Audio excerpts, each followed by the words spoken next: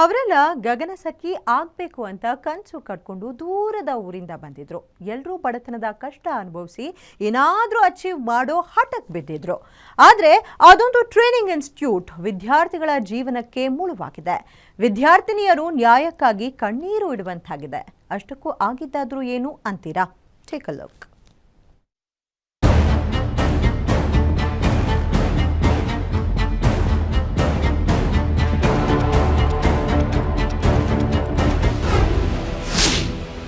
Air hostess training ಹೆಸರಲ್ಲಿ ವಿದ್ಯಾರ್ಥಿಗಳಿಗೆ torture. ಎಂಫಿಲ್ ಇಂಟರ್ನ್ಯಾಷನಲ್ ಟ್ರೈನಿಂಗ್ ಇನ್ಸ್ಟಿಟ್ಯೂಟ್ ವಿರುದ್ಧ ರೋಷಾಗ್ನಿ. ಬೆಂಗಳೂರಿನ ಜಯನಗರ ಠಾಣಾ ವ್ಯಾಪ್ತಿಯಲ್ಲಿರುವ ಈ ಎಂಫಿಲ್ ಇಂಟರ್ನ್ಯಾಷನಲ್ ಟ್ರೈನಿಂಗ್ ಇನ್ಸ್ಟಿಟ್ಯೂಟ್ ವಿರುದ್ಧ ಗಂಭೀರ ಆರೋಪ ಕೇಳಿಬಂದಿದೆ. ಏರ್ ಹೋಸ್ಟರ್ಸ್ ಟ್ರೈನಿಂಗ್ ಹೆಸರಲ್ಲಿ ಬಡ ವಿದ್ಯಾರ್ಥಿಗಳಿಗೆ ಟಾರ್ಚರ್ ಕೊಟ್ಟಿರುವುದು ಬೆಳಕಿಗೆ ಬಂದಿದೆ. ಈ ಎಂಫಿಲ್ ಟ್ರೈನಿಂಗ್ ಈ ಇನ್ಸ್ಟಿಟ್ಯೂಟ್ ಕರ್ನಾಟಕ ಕೌಶಲ್ಯ ಅಭಿವೃದ್ಧಿ ಅಡಿಯಲ್ಲಿ ಫ್ರೀ ಏರ್ ಹೋಸ್ಟರ್ಸ್ ಟ್ರೈನಿಂಗ್ ಕೊಡುವುದಾಗಿ ನಂಬಿಸಿ ಇದೀಗ ವಂಚನೆ ಮಾಡಿದೆ ಅಂತ ವಿದ್ಯಾರ್ಥಿಗಳು ಕಿಡಿಕಾರಿದ್ದಾರೆ. ವಿದ್ಯಾರ್ಥಿಗಳ ಜೀವನದ ಜೊತೆ ಚೆಲ್ಲಾಟ ಆಡ್ತಿರೋ ಇನ್ಸ್ಟಿಟ್ಯೂಟ್ ವಿರುದ್ಧ ಹಲವು ಆರೋಪಗಳನ್ನ ಮಾಡಲಾಗ್ತಿದೆ. ಇಲ್ಲಿ ಏವಿಯೇಷನ್ ಟ್ರೈನಿಂಗ್ ನಡೀತಿತ್ತು. ಅದು ಗಗನಸಖಿ ಅಂತ ಹೇಳಿಬಿಟ್ಟು ಎಲ್ಲದು ಟ್ರೈನಿಂಗ್ ಕೊಡ್ತಿದ್ರು. ನಮ್ಮದು ಒಂದು ಫ್ರೀ ಕೋರ್ಸ್ ಇತ್ತು. ನಾನು ಇನ್ಸ್ಟಾಗ್ರಾಮಲ್ಲಿ ನೋಡಿಬಿಟ್ಟು ಇವ್ರಿಗೆ ಅಂದರೆ ಏರ್ ಹೋಸ್ಟೆಸ್ಗೆ ಜಾಯ್ನ್ ಆಗಬೇಕು ಅಂತ ಹೇಳಿಬಿಟ್ಟು ತುಂಬ ಕಡೆ ಏರ್ ಹೋಸ್ಟೆಸ್ಗೆ ನಾನು ಅಪ್ಲಿಕೇಶನ್ ಹಾಕಿದ್ದೆ. ಇವರು ನನಗೆ ಆಮೇಲೆ ಕಾಲ್ ಮಾಡಿದ್ದಾದ್ಮೇಲೆ ಇವ್ರು ನಮಗೆ ರಿಟರ್ನ್ ಕಾಲ್ ಮಾಡಿ ಈ ಥರ SC/ST ಕ್ಯಾಟಗರಿ ಇದ್ದರೆ ಫ್ರೀ ಕೋರ್ಸ್ ಇರುತ್ತೆ ಅಂತ ಹೇಳಿದರು. ಸೊ ನಾನು ಒಂದು 1 ವೀಕ್ ಒಳಗಡೆ ಇಲ್ಲಿ ಬಂದು ಶಿಫ್ಟ್ ಆಗಿದ್ದೆ. ಸರಿಯಾಗಿ ಟ್ರೈನಿಂಗ್ ಏನು ಕೊಡ್ತಿರ್ಲಿಲ್ಲ, ಬಟ್ ಒಬ್ಬ ಟೀಚರ್ ಬಂದು ಟ್ರೈನಿಂಗ್ ಕೊಡ್ತಿದ್ರು. ಕಮ್ಯುನಿಕೇಷನ್ ಕ್ಲಾಸ್ ಅಂತ ನಡೀತಿತ್ತು ಅಷ್ಟೇ. ಸೊ ಅದಾಗಿ ನಾವು ರೀಮೋಲ್ಡಿಂಗ್ ಮಾಡೋಣ ಅಂತೇಳ್ಬಿಟ್ಟು ನೈಟ್ ಟೈಮ್ ಮಾಡಿಸೋಣ ಅಂತ ಹೇಳಿದರು. ಸೊ ನೈಟ್ ಟೈಮು ರೀಮೋಲ್ಡಿಂಗ್ಗೆ ಅಲ್ವಾ ಅಂತೇಳ್ಬಿಟ್ಟು ನಾವು ಹೆಲ್ಪ್ ಮಾಡಿದ್ವಿ. ನೋಡಿದ್ರೆ ಇದು ಕ್ಲೋಸ್ ಆಗುತ್ತೆ, ಈ ಥರ ಬಿಲ್ಡಿಂಗ್ ರೆಂಟ್ ಕಟ್ಟಬೇಕು ಅನ್ನೋ ವಿಷಯ ನಮಗೆ ಗೊತ್ತಿರಲಿಲ್ಲ. ಟ್ರೈನಿಂಗ್ಗೋಸ್ಕರ ಒಂದು ಬ್ಯಾಚಿಗೆ ಅಂತ 35 ಇರ್ತಾರೆ. ಈ ಥರ ಇಲ್ಲಿ ಸದ್ಯಕ್ಕೆ ನಿನ್ನೆ ಎಷ್ಟು ಜನ ಅಂದರು ಅಂದರೆ ಒಂದು 15 ಜನ ಇದ್ದರು. ಯಾಕೆ ಅಂತ ನಮಗೂ ಗೊತ್ತಿಲ್ಲ ಸರಿಯಾದ ಕಾರಣ. ನಮಗೇನು ಹೇಳಿದ್ರೆ ರಿಮೋಲ್ಡಿಂಗ್ ಮಾಡಿಸ್ಬೇಕು, ಟಾರ್ಚರ್ ಏನಂತ ಏನು ಹೇಳಿದರು, ಏನೂ ಅಂದಿಲ್ಲ ನಮಗೆ. ಆದರೆ ನಮಗೇನು ಅಂದರೆ ಲೈಕ್ ಫುಡ್ ಸರಿಯಾಗಿ ಕೊಡ್ತಿರ್ಲಿಲ್ಲ, ಸ್ಟೇ ಮಾಡೋದಕ್ಕೆ ಏನು ಫೆಸಿಲಿಟೀಸ್ ಇತ್ತು. ಬಟ್ ನಿನ್ನೆ ಎಲ್ಲ ಬೆಡ್ಸ್ ಎಲ್ಲ ರಿಮೂವ್ ಮಾಡಿದ್ದಾರೆ ನೈಟ್.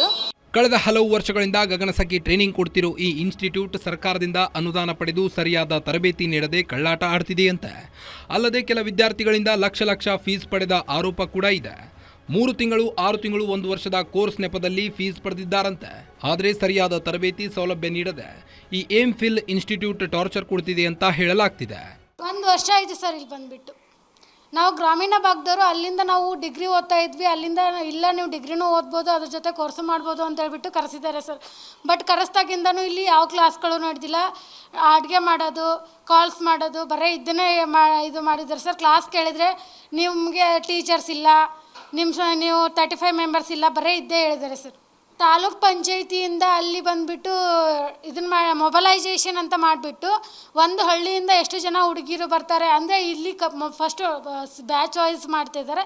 ಬ್ಯಾಚಲ್ಲಿ ಓದ್ತಾ ಇರೋ ಹುಡುಗಿರನ್ನ ಅಲ್ಲಿ ಕಳಿಸ್ಬಿಟ್ಟು ಅಲ್ಲಿ ಮೊಬಲೈಜೇಷನ್ ಅಂತ ಮಾಡಿ ಅವರು ಒಬ್ಬರು ಇಷ್ಟು ಅಲ್ಲಿ ಹೋಗಿ ಒಂದು ತಾಲೂಕಿಗೆ ಹೋದರೆ ಇಷ್ಟು ಜನ ಕರ್ಕೊಂಬರ್ಬೇಕು ಅಂತ ಇರುತ್ತೆ ಸರ್. ಹಂಗೆ ಅಂತ ಹೇಳ್ಬಿಟ್ಟು ನಮ್ಮ ರೋಣ ತಾಲೂಕಿಗೂ ಬಂದಿದ್ರು ಸರ್. ರೋಣ ತಾಲೂಕಲ್ಲಿ ಬಂದುಬಿಟ್ಟು ಅಲ್ಲಿಂದ ಕರ್ಕೊಂಬಂದಿರೋದು. ಆದರೆ ಇಲ್ಲಿ ಕೋರ್ಸ್ ಅಂತ ಹೇಳ್ಬಿಟ್ಟು ಕರೆಕ್ಟಾಗಿ 1 ಮಂತ್ ಕೂಡ ಕ್ಲಾಸ್ಗಳು ನಡೆದಿಲ್ಲ ಸರ್. ಇಲ್ಲಿ ಸ್ಟಾರ್ಟ್ ಆಗಿ 1 ಇಯರ್ ಆಯಿತು ಸರ್. ಗಗನಸಖಿ ಅನ್ನೋ ಒಂದು ಟ್ರೈನಿಂಗಿಗೆ ಬಂದಿದ್ದೀವಿ ಸರ್. ಇಲ್ಲಿ ಗ್ರೌಂಡ್ ಸ್ಟಾಪ್ ಆ್ಯಂಡ್ ಕ್ಯಾಬಿನ್ ಕ್ರೂ ಅನ್ನೋ 2 ಟೈಪ್ ಇದು ಬರುತ್ತೆ. ಗ್ರೌಂಡ್ ಸ್ಟಾಪ್ ಅಂದರೆ ಏರ್ಪೋರ್ಟ್ ಗ್ರೌಂಡಲ್ಲಿ ವರ್ಕ್ ಮಾಡೋದು. ಕ್ಯಾಬಿನ್ ಕ್ರೂ ಅಂದರೆ ಗಗನಸಖಿ ಫ್ಲೈಟಲ್ಲಿ ವರ್ಕ್ ಮಾಡೋದು ಇರುತ್ತೆ ಸರ್. ಅದು 2 ಟ್ರೈನಿಂಗ್ ಕೊಡ್ತೀವಿ ಅಂತ ಹೇಳ್ಬಿಟ್ಟು ಕರೆಸಿರೋದು ಸರ್. ಇಲ್ಲಿ ಅವರು ಹೆಂಗಿದ್ದೀರಾ ಅಂತ ಕೇಳಿಲ್ಲ. ನಾನು ಇಲ್ಲಿ ಸ್ಟೂಡೆಂಟ್ ಹೌದು ಅಂತಲೂ ಅವ್ರಿಗೆ ಗೊತ್ತಿಲ್ಲ ಸರ್. ಬರ್ತಾರೆ, ಇರ್ತಾರೆ, ಹೋಗ್ತಾರೆ ಸರ್. ಹೆಂಗಿದೆ ಏನಿದೆ ಯಾವುದು ನೋಡಲ್ಲ ಸರ್. ಅವರು ಕೊಡ್ತೀವಿ ಸರ್, ನಮಗಾಗಿರೋದೇ ಸಾಕು ಸರ್. ಇನ್ನು ಮುಂದೆ ಯಾವ ಹುಡುಗಿರಿಗೂ ಹಳ್ಳಿಯಿಂದ ಬರೋರು ಈ ಥರ ಅನುಭವಿಸ್ಬಾರ್ದಲ್ವ ಸರ್. ಖುದ್ದು ಎಂಫಿಲ್ MD ಹಾಗೂ ಮ್ಯಾನೇಜರ್ ಸೂಚನೆ ಮೇರೆಗೆ ಬಿಲ್ಡಿಂಗ್ ಖಾಲಿ ಮಾಡೋಕೆ ತಯಾರಿ ನಡೆಸಿದ್ರಂತೆ. ಈ ವೇಳೆ PGಯಲ್ಲಿದ್ದ ವಿದ್ಯಾರ್ಥಿನಿಯರನ್ನ ಕೂಡಿ ಹಾಕಿ ಮಾನಸಿಕವಾಗಿ ಟಾರ್ಚರ್ ಕೊಟ್ಟಿದ್ದಾರಂತೆ. ಬಾಗಿಲು ಹಾಕಿ ಸರಿಯಾದ ಊಟ ಕೊಡದೆ ಬೆದರಿಕೆ ಹಾಕಿರೋ ಆರೋಪವೂ ಇದೆ. ಇನ್ನು ಬಿಲ್ಡಿಂಗ್ ಬಾಡಿಗೆ ಕೊಡದೆ ಹಲವು ವರ್ಷಗಳೇ ಕಳೆದು ಹೋಗಿದೆಯಂತೆ. ಬರೋಬ್ಬರಿ 3 ವರ್ಷಗಳಿಂದ ಬಾಡಿಗೆ ಕೊಡದೆ 63 ಲಕ್ಷ ರೂಪಾಯಿ ಬಾಡಿಗೆ ಪೆಂಡಿಂಗ್ ಉಳಿದಿದೆಯಂತೆ. ಈ ಬಿಲ್ಡಿಂಗಲ್ಲಿ ಈ 3ನೇ ಫ್ಲೋರು, 4ನೇ ಫ್ಲೋರ್ ಮತ್ತು 5ನೇ ಫ್ಲೋರ್ನ ನಾವು ಎಂಫಿಲ್ ಬಿಲ್ಡರ್ಸ್ ಅನ್ನೋರಿಗೆ ಬಾಡಿಗೆ ಕೊಟ್ಟಿರ್ತೀವಿ. 2022-23 ಬಾಡಿಗೆ ಕೊಟ್ಟಿರ್ತೀವಿ. ಸೊ ಇವಾಗ ನಮಗೆ ಅವರು ಆವಾಗಿಂದ ಅವರು ನಮಗೆ ರೆಂಟೇ ಕೊಟ್ಟಿಲ್ಲ. ಈಗ ರೆಂಟ್ ಬ್ಯಾಲೆನ್ಸ್ ಬಂದ್ಬಿಟ್ಟು 63 ಲಕ್ಷ ಇದೆ.